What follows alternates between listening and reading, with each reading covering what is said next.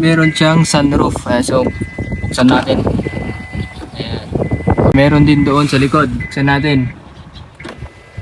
Ayan. So, napakalaki sa isang tao. 9-seater lang siya, guys. Pwedeng tatlo sa likod, tatlo dito sa gitna, at dalawa dito sa harap. So, pang 9 yung driver. Napakataas niyan, guys. Kasi nga pwedeng pang off-road. So, good day mga boss. Andito tayo sa bypass at ipapakita ko sa inyo yung bago nating alaga na Hyundai Starex model 2000. Ayan, so naka turbo intercooler na siya mga boss. So sa ngayon, hindi lang motor yung aalagaan natin mga bossing. So pati na rin itong sasakyan na Hyundai Starex. 4WD siya guys. Medyo mataas siya kasi nga 4WD. So napakataas niyan guys. Kasi nga pwedeng pang off-road. Standard na version parang dito lang ata. So bale, ito yung interior niya guys. Ayan. So, tinanggal ko muna yung yung cover ng manubela. Ayan. So, nung nabili ito, madami talagang cracks dyan sa kasi old na talaga. So guys, yung interior niya guys. So, ayan. Meron siyang sunroof. So, buksan natin. Ayan. Meron din doon sa likod. Buksan natin. Ayan. So, napakalaki sa isang tao. So, bali ganito yung view niya guys kapag nasa taas na kayo ng sunroof. So, kitang-kita nyo na yung dinadaanan ninyo. So, ito yung isang sunroof. Ayan, medyo madumi lang. So, ganito siya guys kapag naka-open yung sunroof. Ito yung pindutan niya guys. Ito yung close. Close. Ito naman yung open. Ayan, so nag-open siya. Open din dito sa harap. Pero dito sa harap, mas maliit. Dito naman yung switch niya guys. So, makita nyo open to. Naka-open na. Close. Ito naman, pwede mong control kapag ito yung nasa harap. So, pwede mong control yung dito sa likod. Ayan, pa-close na siya. And then, meron din siyang ilaw dito. Dalawa. Ayan guys, dito sa 4WD. Ang kagandahan nito, dalawa na yung step port niya. So, meron dito yung una. And then yung isa. Okay. So, hindi na mahihirapan yung mga bata kapag sumasakay. Kasi nga matangkad tong 4WD. So, ganito naman sa likod. Ganito ka spacious. I-test ko muna to.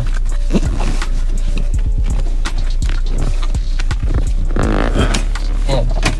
Kapag naka-straight itong kanyang center seat, napakaluwag dito sa likod. Ayan o. Hindi lang mag-break 4. Okay, so napaka-comfortable ng upuan niya. Then meron din siyang storage dito sa likod.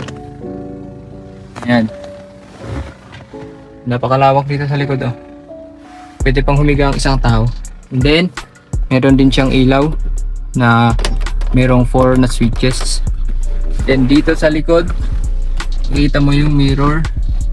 And then itong ladder papunta sa taas. Okay, so ganito yung likod niya. Maluwag. So dito yung speaker, meron din siyang pocket. Meron din dito speaker and then pocket. Pero hindi siya gumagamit. Meron din siyang hawakan. Seat belt. Seat belt dito pero masyadong malayo. And ito pa pala, meron siyang upuan dito na folding, na fold. Ayan, so itulak mo lang by force. Yeah. Ayan, so hilain mo lang ito. And then isang upuan na. Ayan. Ganito yung interior ng ating Hyundai Starex. Okay. Sa passenger seat guys. Ayan, so medyo maingay lang ito. Wala siyang grasa. Nagrasaan naman pero maingay. Sa tingin nyo guys yung problema nito, napakalakas ng tunog eh. Meron din siyang storage dito, ayan. So sa stock sa ibang Starex mga boss, meron siyang box dito, pero dito nung nabili wala. And sa mga nagtatanong kung may bintana, ganito lang yung bintana niya guys. So ganito lang siya na open and parang air exit lang, and then nako-close mo lang ng bahagya. So ganun lang yung open niya. Hindi katulad ng ibang fan, ibang high-end na mayroong bintana din. Ito wala. Kasi supposedly meron siyang aircon. Okay. So, ayan yung mga aircon lovers, madumi na. So, itong bintana niya guys, dito, ganito mo lang siya i-open. Ayan, oh. Hilain mo lang ito. And then, tulak mo palabas. Ayan, so nakabukas na siya. So, konti lang yung openings niya, parang exit lang ng air exit lang. Ayan, so kapag naman i-close mo, hilain mo lang ito. Ayan, close mo, tapos ilock mo na. Ayan, medyo makalat pa. Ayan, so kaka-unbox ko lang na itong warning device kasi wala akong warning device. Ayan, so meron din tayong video na ito guys. Ito pala yung kanyang 4WD. Ayan, so dipindot siya. May 4 high, 4 low. Ayan, pero ito is na-convert na transmission. Converted na yung kanyang transmission. So meron siyang isang lever dito. Ito na yung nagsisilbing 4WD. So instead na dipindot, ginawang decambio na. Manual na, mano-mano. So naka 2L na yan. Ito pala yung hawakan niya. Hindi ko lang inilagay. Tinanggal ko kasi umuumpog dito sa cambio natin kapag pinupuntang reverse. So tinanggal ko muna siya guys since hindi naman masyadong ginagamit. Ayan, so nilalagay ko muna dito. Makikita nyo na welding siya guys. Ayan, kasi nga na-convert. Pinutas yung mismong sahig dito para makalusot itong dalawa. Ayan, so yung stock kasi ng Starex guys ay dito lang. Dito yung position ng kanyang selector gear. So ayan, ito yung kanyang dashboard. Ayaw mag-focus. So ito yung bago nating alaga guys.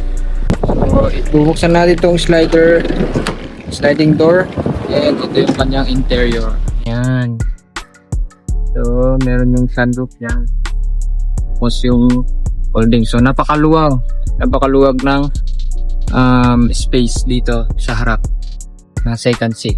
Ayan, so pwede mong iunat yung paa mo kapag nangalay. And so first step board, second step board, and then meron din siyang ilaw. Okay, try natin buksan sa likod. Okay, so ganito yung likod niya. Meron siyang tatak na 4WD. SVX pala to guys. And then meron siyang ladder pataas. So dito pala guys, wala siyang handle doon sa loob. So dito lang sa likod na pwede mo mabuksan. So kapag nakalabas kayo, kailangan yung kunin yung susi. Okay, sana natin. Ayan, so pwede mong lagyan ng mga gamit yan. Pwede pang isang bata na humiga dito. Ang lawak. Ayan, so ganyan yung likod niya guys sa pag nabuksan. Ayan, napakaluwang na ito guys. Pwede sa pangpamilya, pwede din sa business. Ayan, so akyatin natin to. Ayan, so ganyan yung itsura ng top pupong niya. Ayan, so ito yung Hyundai Starex natin. And then buksan natin yung hood. Buksan natin yung hood. Nakita ko sa inyo. Ayan, so dito pala yung kanyang puller ba yan? And then dito naman sa gas tank. Ilayin natin. Check din natin. Ayan, so automatic na nagpo-push kasi nilagyan ng spring. Okay, so kanyang lagayan ng roto. Doon tayo sa harap. Okay. So dito, meron tayong hinihila dito. Ayan. Ayan, tutulak pala, hindi hinihila. Pag-ingay ng loader. Taas natin. Ayan. Tapos ilagay natin itong lock niya. Ayan. Okay. Hindi pala lock yan. Rack stand. Walang tawag yan. So ganito yung engine bay niya guys. Ayan. Napaka-accessible. So ito palang unit natin mga bossing ay bonnet type. Okay. So ganito yung kanyang engine bay. Ito yung battery, expansion tank, and dipstick guys. This dipstick niya, intercooler, nandun yung turbo dun, pero may nag-release na lang, hindi ko alam kung paano yan. Ayan, so airbox, aircon, tinanggal yung hose. So wala siyang aircon ngayon. So papaayos pa lang to. Pero ang mahal ata ng pagpaayos eh. Pero tinanggal. Hose din ng aircon yan. Ito oh. Sa tingin niyo mga boss, magkano kayang papaayos ng aircon? So may dalawang fan. Ito stock fan. Ito hindi ko alam kung saan galing to. Galing ata sa Delica or Space Gear. At yung makina na ito mga bossing ay D4BH. Ayan kung makikita ninyo. So D4BH. Pero itong makina na to ay 4056. And so 4056 pero pag napunta sa Hyundai, nung napunta sa Hyundai, naging D4BH. Very identical itong D4BH sa 4056 kasi 4056 din to. Oh, so nas turbo. Oh, so ganito yung kanyang engine bay mga bossing. Okay, so papasilip ko sa inyo yung ilalim niya. Ayan. Yung oil pan, swivel. Ayan. Puro ganito siya mga boss. Okay, so hindi ko alam saan galing yung lungs na yun. Sa atin ba yan? Baka sa una na park. Din siyang hood scoop para sa intercooler. Ito pala yung gulong niya mga boss. Yeah, so ito, cover niya kasi pag tinanggal natin ito, makikita natin yung nakaumbok. Tanggalin ko lang. So balikan to kapag tinanggal itong cover. And autok yung kanyang makalimutan ko tawag dito. Comment nyo nga kung ano tawag dito. So ganito siya. And kung bakit may cover. Balik natin. Okay. So ganun din sa likod. At ganun din sa kabila. So bali ang gamit nga pala natin na gulong mga bossing ay Comforcer CF300. Okay, so ang size niya ay 215 by 70 rim 15. Okay, so naka highway terrain tayo mga bossing, pero sa tingin ko babagay ata yung all terrain na gulong. Ayan siya mga bossing. Makikita nyo ganyan yung itsura niya kapag naka highway terrain. Ayan siya oh. Parang lumiit yung paa. Meron siyang bull bar. Ayan yung bull bar niya sa likod. I think special edition to or rare variant ng Starex. Guys, so try natin paandarin para marinig nyo kung ano yung tunog or ugong ng makina ng D4BH. Ayan, so try natin. Okay. So labas tayo para marinig nyo yung tunog. Ganyan yung tunog niya mga boss.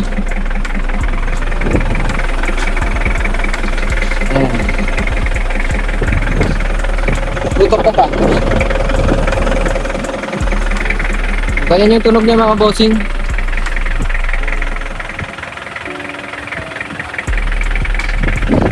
Okay. Okay. Ayan. So ito yung alaga natin. Okay lang ulit ako nag-upload. Pero may sasakyan na tayong alagaan. So itong sasakyan na to guys kasi is galing sa papa ko. Galing kay papa. So hindi ko sariling pili to, pero ako yung mag-aalaga. So tayo muna yung mag-aalaga dito sa sasakyan at dito rin tayo magko-content. Okay. So yun lang muna sa ngayon guys. Update sa buhay natin kung ano nangyayari na sa buhay natin, no? So meron tayong bagong alaga dito. So dito tayo gagawa ng content, ibang content, hindi lang sa motor. Okay, so ngayon lang tayo mag-upload ulit ng ating video. Okay, so kumusta kayo dyan guys? God bless sa inyo lahat. Ride safe. Peace.